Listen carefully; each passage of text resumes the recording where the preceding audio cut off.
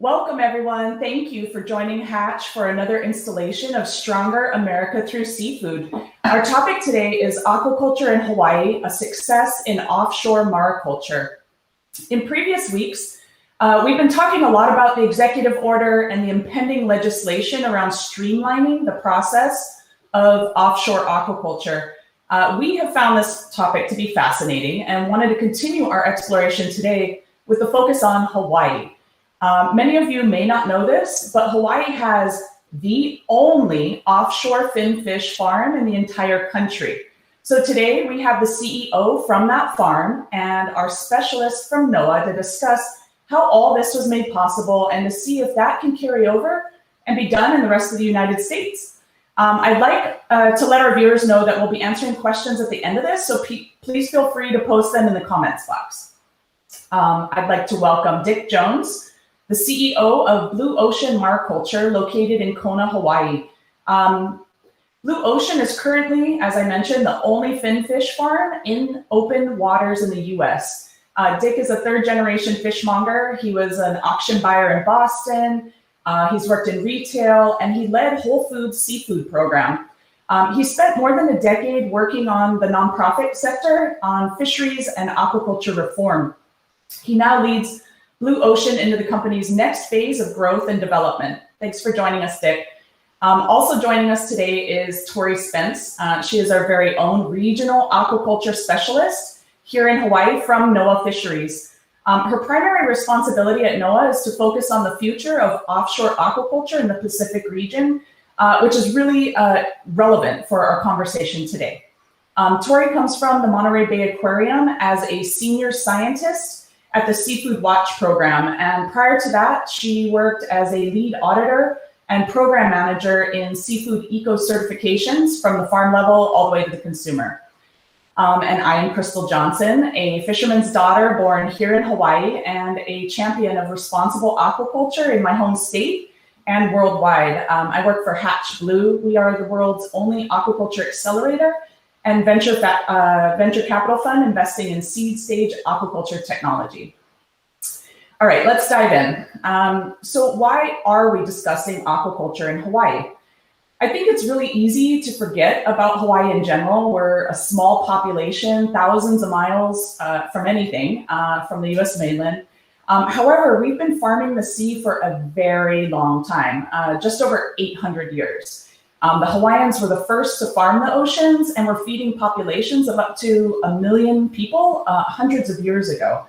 The primary reason, though, for our panel today and our topic is the fact that Hawaii is the only state in the US right now with open ocean cages. And we want to see how this was made possible, how we can take this successful model and maybe apply it to other regions throughout the US. Dick, Blue Ocean is a great example of how offshore open ocean farming can be done sustainably and with great success. Can you tell us more about Blue Ocean and how it was able to gain the permits and what the future holds? Sure. Thank you so much, Chris. It's great to be here. I wish I could take some of the credit for it, but it actually goes back to 2001 and a pioneer in this space, Neil Sims. He founded Kona Blue in 2001, and it essentially took us 3 years to get through the permitting and public consultation phase. Neil put a lot of effort into ensuring that not just the federal and state regulatory issues were addressed, but also issues that the community had around developing the cages offshore. The first fish went into the water in 2005, so it took 4 years to get the first fish in the water, and then another year to get fish into the marketplace. Blue Ocean took control of the farm site in 2009, and the fish we grow here is Seriola, rivoliana, or lumberjack. It's a native species to Hawaii. The farm is located about a half-mile offshore, so it's to the shore. We're located on a sandy bottom, and we monitor water quality and substrate trends consistently. For the farm here, we currently produce about 500 metric tons, but our permits through different phases will allow us to grow to 2,400 metric tons under the structure that we have today. And then our plans for growth are looking at 3 different grids with 8 cages in each grid for a total of 7,200 metric tons at full capacity. The permitting and licensing that Neil had to go through was fairly onerous at the time. We have 3 different main permits that we did. Federally, we have a permit from the Army Corps of Engineers. And that permit is essentially for the submerged land lease. And then we have from the state, we're permitted through the Department of Land and Natural Resources, or DLNR, and their Office of Conservation and Coastal Land. And then we also work with the state's Clean Water Branch, where we're seen federally by the EPA, and we receive NPDES permit, which is essentially for discharge. And in addition to that, we have an aquaculture license. And for each of those permits that we have, we go through a reporting process. So we report all the testing that we do to those different agencies, and we renew those permits and leases as they come to operation. We try to be really great partners and collaborators with all of the different federal and state agencies, and so we invite everyone out to our facility and make sure that they understand what we do, how we do it, and we try to be transparent through the process. Part of our work here was the choice of fish and a lot went into growing this industry here. From a site perspective, we have deep water with brisk currents. We have little or no public use for the area that we're growing the fish. There's some protection there from storms and from trade winds that are prevalent here in Hawaii. And we have an access to the harbor, the airport, and this natural energy laboratory in Hawaii called NOAA, which houses not just Hatch and Blue Ocean, but several other organizations, and they give us access to both deep sea water and also surface water, and we're in a park with like-minded organizations that we can work with and partner with. For us, it's really important to ensure the responsibility of the ecosystem and make sure that the work that we do is not harmful to the environment. Our aquaculture operation has never, since its inception, used an antibiotic. We don't intend to do so. We do our best to consistently use innovation and technology to make our farm a better place, to ensure that we aren't causing harm, whether it's through minimizing the feed, minimizing the amount of fish meal and fish oil in our feed to make better feed conversion ratios. All of that goes into being great stewards. The part that we really haven't done a great job at and that we're starting to get better on is the community engagement and education. Right before COVID, we started to work with local teachers and educators. We had aspirations to bring school kids down to the facility and give them tours, let them learn about growing fish, having them understand what we do in a better way. And unfortunately, we had to put that on hold. but that's something we'll be starting up once we're able. I'm a recent transplant to Kona, and I had just assumed that the local people knew everything about our farm and about our fish, and that couldn't be farther from the truth. I was meeting with someone yesterday, and they said to me, are these real fish or are they grown? And it confused me and it pushed me back on my heels for a minute. But, I think that's the perception that people have, and they see our cages out by the airport. You can see them when you fly in to the Big Island, but there's very little known about what we do and how we do it. And, I also, when I got here, was able to meet some of the other aquaculture operations here on the island. As an example, there's a farm called Kahala Mountain, and they produce an amazing high-quality spring-fed tilapia at scale. I had no idea that they were here and they were doing what they are doing. And so we're starting to collaborate on some projects and think about how we can do a better job at educating both the community but also consumers about Hawaii seafood. So I'm really excited about the future and what the future holds, and excited to be part of this community now. Thank you for that, Dick. Learned a lot there about blue ocean. Tori, it's really exciting to see someone such as yourself with a background in programs such as the Monterey Bay Seafood Watch as an integral part of NOAA's policymaking. I'm hoping you can tell us more about what it is exactly that you do and NOAA's role in all of this. Thanks, Crystal. Sure.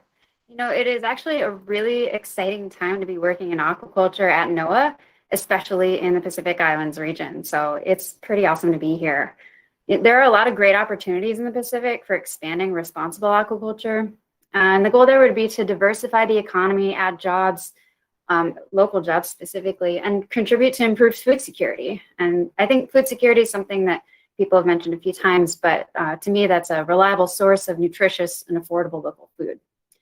So the National Marine Fisheries Service wants to support the expansion of sustainable aquaculture in the region.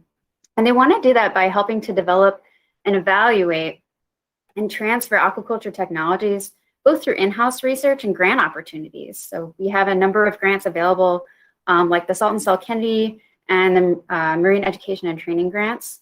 And then we'd also like to make sure that we're providing consistent and efficient regulatory processes and guidance, especially in cooperation with other government agencies. So right now, I think Dick kind of alluded to a little bit of this, but U.S. marine aquaculture operates in a pretty complicated regulatory environment. You need to have permits for moorings from the Army Corps, and that's if you have moorings, anything with the ocean bed and the sea floor. And you also need to have permits and abide by policies from EPA or the Coast Guard, among others. So even with all this complication and this maze of trying to figure out what permits you need and how many, there's still not a guarantee that you need a fishing permit from NOAA. And that all depends on the species and the type of system you plan to use.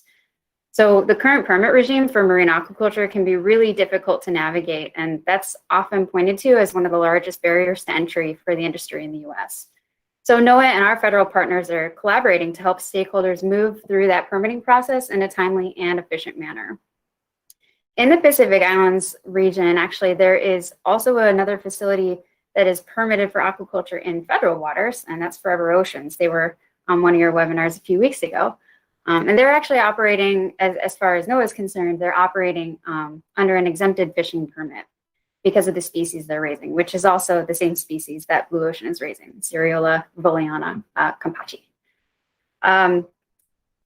It is important to note that their exempted fishing permit does consider impacts to the habitat and ecosystem, and it does evaluate the specific gear type. But one of the biggest downsides is it's not a long-term permit. It has to be renewed every year, and that's just not, it's not really reasonable both for industry and management to have to renew that permit every year for a large operation.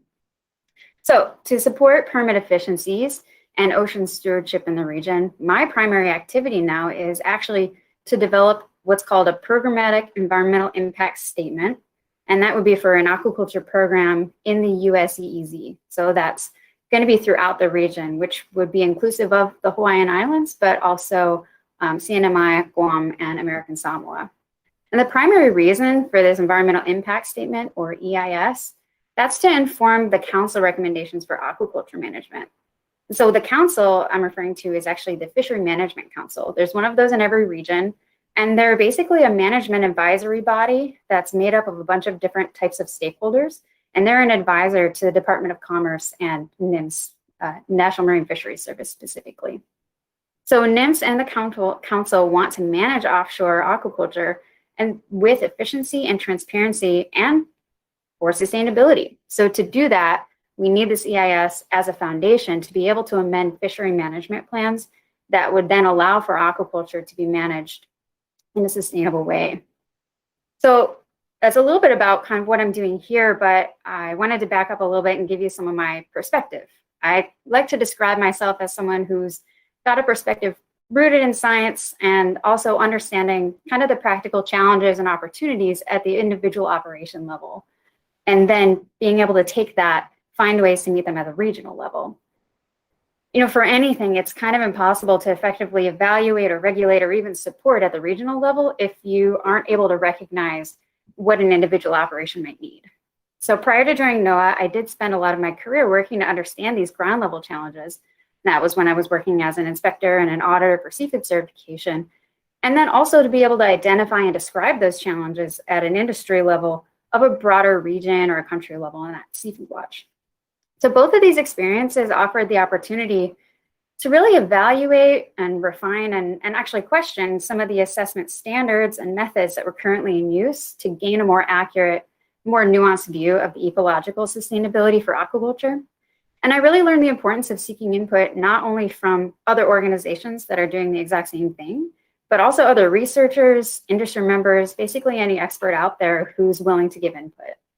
So now at National Marine Fisheries Service, this perspective goes a little bit further because I've also got to take into account economic and social aspects.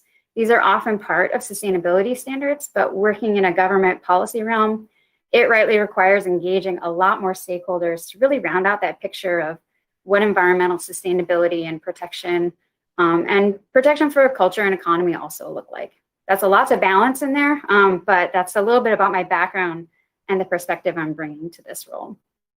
I also really wanted to kind of lay out there that aquaculture is really not a monolith. You know, we say aquaculture, but it can come in so many forms throughout the world, so many different species that are raised, and so much innovation that's meeting new challenges and producing food for our growing population. It's important to keep an open mind and keep moving sustainability forward. The industry is constantly adapting and innovating, and in my view, it's really important for managers, people like NOAA, to ensure that they remain in that conversation and that are continuously evaluating the balance of safeguarding the environment and cultural resources while responding to the needs of a sustainable economy and, again, increasing food security. So offshore aquaculture is actually breaking into the global aquaculture scene. It's kind of new on the block as far as aquaculture goes. But with offshore aquaculture, some of the benefits are you're working in an entirely different environment. So you can kind of get past a lot of the typical environmental risks that come with nearshore aquaculture. But it does come with its downsides. It's much more labor intensive. It's much higher startup costs and even the operation costs. So in the Pacific Islands region, there is a long history and current support for aquaculture in many of its forms, from traditional systems to backyard aquaponics, community level projects, even a lot of research and development, as we've heard a lot. Kona is definitely a hub for that. And commercial scale operations. Blue Ocean's been around for a while, both on the land and the sea. And I wanted to kind of bring a little bit of an example of how agencies can work together to actually streamline permitting, because we have an example of that in our region. So there were a number of state and federal agencies that came together to really streamline permitting for local EIA, which are this traditional Hawaiian fish ponds. And these government agencies also worked with regional environmental and cultural organizations to try and increase those permitting efficiencies. And that was actually successful. It's helped a lot of these fish ponds rebuild. It's helped them preserve an important cultural practice and sense of place, but it's also an economic opportunity, or it could be. And it's a connection to the environment and community, and I think that's really crucial for our future. So that's something that really gives me hope about being able to work together and cooperate to actually streamline things to help create something that works well for the community and the stakeholders. And so looking into the future, I'm a huge fan of everything happening here with aquaculture in general, but of course, my primary responsibility is to focus on the future of offshore aquaculture in this region. And NOAA does support a number of ways to further that. One of the ways is research. These NOAA grants that I mentioned previously, they've funded a variety of research and development projects that have led to developments in fish feed production research, refining culture methods for native species, which could potentially be new species to raise in an aquaculture system, and workshops for high school students that aim at highlighting STEM career opportunities and making sure those include aquaculture as a potential opportunity.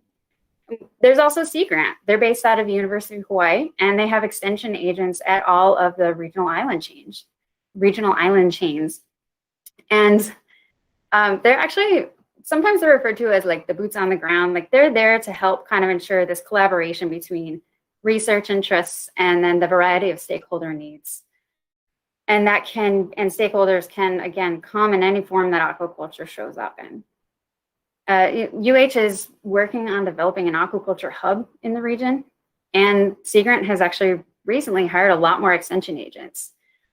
Furthermore, they've got the groundwork laid for working on kind of a community workforce development, and that's going to be really key to sustaining economic diversification and building a workforce that's actually from the community. So when I think about the future of aquaculture in the Pacific Islands region, there's a lot there to offer in support of aquaculture. There are great examples of the elements necessary for developing and perpetuating a sustainable industry, from trailblazers in commercial aquaculture and research and development, to a history of partnerships between communities, industry, and government agencies to work towards a common goal. I would really love to see continued growth, and I want to make sure that it's thoughtful, intentional, and utilizing the best available science. The National Marine Fisheries Service wants to help facilitate simplified, useful permitting and ultimately help bridge that gap to allow efficient and sustainable operations. So while our focus is necessarily on offshore aquaculture in federal waters, NOAA is still here to help foster that thoughtful growth and support the needs of stakeholders in the region. Thanks so much for that, Tori. I think that gave us a really good overview of what you're doing and NOAA's role and streamlining the processes. Thank you. I'd like to move on to any questions. If we don't have any right now, we can always answer them in the comments box.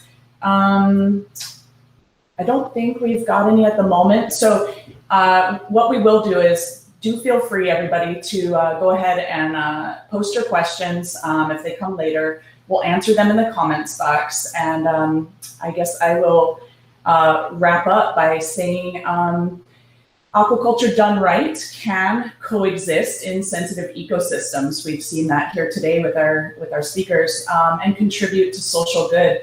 As we've seen here today, there are sustainable aquaculture systems that could be replicated throughout the United States.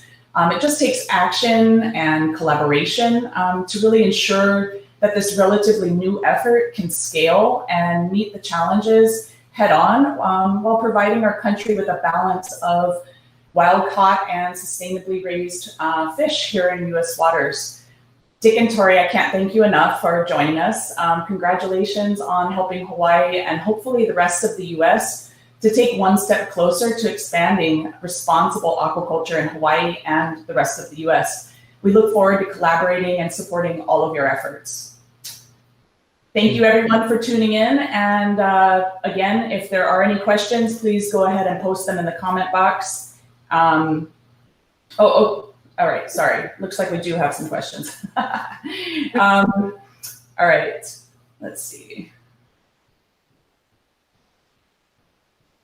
Sorry, no, it's okay. Go ahead, guys. We will wrap up here today, and we'll answer the questions as they come in the comments box. Thank you both for joining us today, and thank you everybody else out there.